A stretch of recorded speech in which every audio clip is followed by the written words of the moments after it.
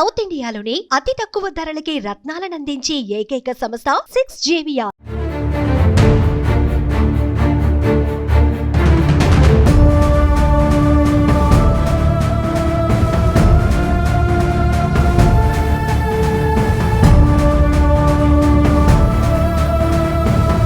సూర్యాపేటలో జరిగిన ఓ యువకుడి హత్య కేసు ఊహించని మలుపు తిరిగింది. మొదట గుర్తు తెలియని వ్యక్తుల దాడిగా భావించిన ఈ ఘటనలో ఇప్పుడు పోలీసులు మృతుడి తల్లిని అనుమానిస్తున్నారు. కొడుకు ప్రవర్తనతో విసిగిపోయిన తల్లి చివరకు అతడిపై దాడికి పాల్పడిందా? అసలు ఈ హత్య వెనుక జరిగిన పరిణామాలేంటి అనే కోణంలో దర్యాప్తు చేస్తున్నారు. సూర్యాపేట జిల్లా సుందరయ్య నగర్ కాలనీలో ఈ ఘటన తీవ్ర కలకలం రేపింది. కాలనీకి చెందిన భూక్యా విజయ్ పైన ఈ నెల 13వ తేదీ అర్ధరాత్రి నిద్రిస్తున్న సమయంలో గుర్తు తెలియని వ్యక్తి గొడ్డలితో దాడి చేశాడు. తీవ్రంగా గాయపడిన విజయ్ను కుటుంబ సభ్యులు తొలుత సూర్యాపేట ప్రభుత్వ జనరల్ ఆసుపత్రికి తరలించారు. పరిస్థితి విషమించడంతో మెరుగైన చికిత్స కోసం హైదరాబాద్ గాంధీ ఆసుపత్రికి రిఫర్ చేశారు. అయితే అక్కడ చికిత్స పొందుతూ విజయ్ మృతి చెందాడు.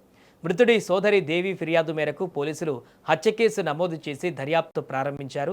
మొదట బయటి వ్యక్తుల కోణంలో విచారణ సాగించిన పోలీసులు ఆ తర్వాత కుటుంబ పరిస్థితులు, విజయ్ వ్యక్తిగత జీవన శైలిపైన దృష్టి పెట్టారు. అయితే ఈ కేసు దర్యాప్తులో సంచలన విషయాలు వెలుగులోకి వచ్చినట్టుగా తెలుస్తోంది. విజయ్ మద్యం మత్తుకు బానిస కావడంతో అటు జల్సాలకు అలవాటు పడ్డాడని పోలీసులు గుర్తించారు. డబ్బుల కోసం ఇంట్లోని వస్తువులను విక్రయించడం, ఇంటి స్థలాన్ని కూడా అమ్మేందుకు ప్రయత్నించడం, తరచూ తన తల్లి అచ్చితో గొడవలు పడడం, దాడులకు పాల్పడడం వంటి అంశాలు వెలుగులోకి వచ్చినట్టుగా సమాచారం. ఈ వేధింపులు చాలా కాలంగా కొనసాగుతున్నాయని, కుటుంబ సభ్యులు తీవ్ర ఇబ్బందులు ఎదుర్కొన్నట్లు విచారణలో వెల్లడైనట్టుగా తెలుస్తోంది. దీంతో కేసు నమోదు చేసి ఇప్పుడు దర్యాప్తును మరో కోణంలోకి తీసుకువెళ్లారు. విజయ్ ప్రవర్తనతో విసిగిపోయిన తల్లి అచ్చే దాడికి పాల్పడి ఉండవచ్చనే అనుమానంతో పోలీసులు ఆమెను అదుపులోకి తీసుకొని విచారిస్తున్నారు. ఆమె విచారణలో ఏం చెప్పింది, హత్యలో మరెవరైనా పాత్ర ఉందా అనే అంశాలపై పోలీసులు ఇప్పుడు ఆధారాలు సేకరిస్తున్నారు. ప్రస్తుతం ఈ కేసు దర్యాప్తు కొనసాగుతుంది. పోలీసులు అధికారికంగా పూర్తి వివరాలు వెల్లడించాల్సి ఉంది. ఇక అయితే సొంత కొడుకుపైనే తల్లి దాడి చేసిందనే అనుమానాలు సూర్యాపేటలో తీవ్ర చర్చకు దారితీశాయి.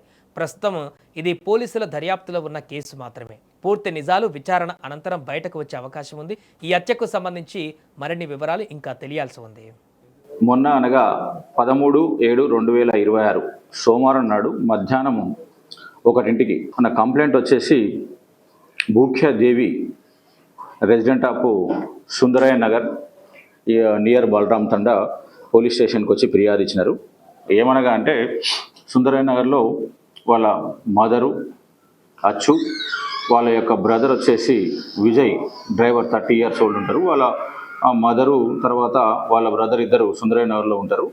అయితే ఆదివారం రాత్రి 12:30 ప్రాంతంలో ఎవరో గుర్తు తెలియని వ్యక్తులు వచ్చి తన యొక్క తమ్ముడిని తలపై బలంగా ఏదైనా బండరాయి షార్ప్ వెపన్తో కొట్టి గాయపరిచినారు. తర్వాత మా అమ్మ లేచి చూసిన తర్వాత రక్తం అడుగులో పడి ఉన్నారని చెప్పి తెలిసినది. గుర్తు తెలియని వ్యక్తులు వచ్చి ఈ అఘాయిత్యం చేసినారని చెప్పేసి కంప్లైంట్ ఇచ్చినారు. దీని మేరకు మేము క్రైమ్ నెంబర్ 284/2026 రిజిస్టర్ చేయడం జరిగింది. యాజ్ పర్ 199 BNS సెక్షన్ అంటే 307 అటెంప్ట్ మర్డర్ కేసు రిజిస్టర్ చేయడం జరిగింది.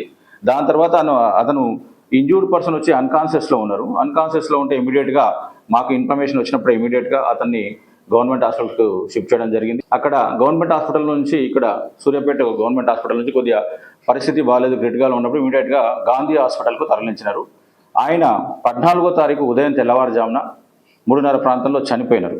మళ్ళీ వాళ్ళ అక్క ఎవరైతే ఈ భూక్యా దేవి ఉన్నారో మళ్ళీ పోలీస్ స్టేషన్కి వచ్చి అండర్ గ్రోయింగ్ ట్రీట్మెంట్ మా బ్రదర్ చనిపోయినారని చెప్పి మళ్ళీ ఇంకొక కంప్లైంట్ ఇచ్చినారు. దాన్ని బేస్ చేసుకొని ఇమీడియట్గా ఆమె స్టేట్మెంట్ రికార్డ్ చేసి 302 అంటే సెక్షన్ 103 BNS అంటే అటెంప్ట్ మర్డర్ నుంచి మర్డర్ కేసుకి ఆల్టర్ చేయడం జరిగింది.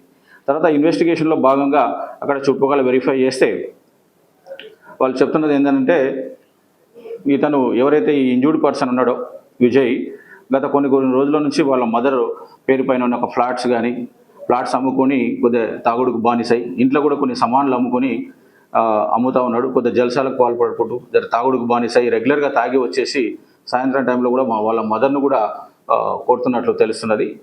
అక్కడ ఉన్న వాళ్ళంతా కూడా ఈ మదర్పై సస్పెక్ట్ చెప్తా ఉన్నారు. ఆమెను కూడా మేము ఇమీడియట్గా కస్టడీలోకి తీసుకొని పూర్తి వివరాలు తర్వాత చెప్తాం.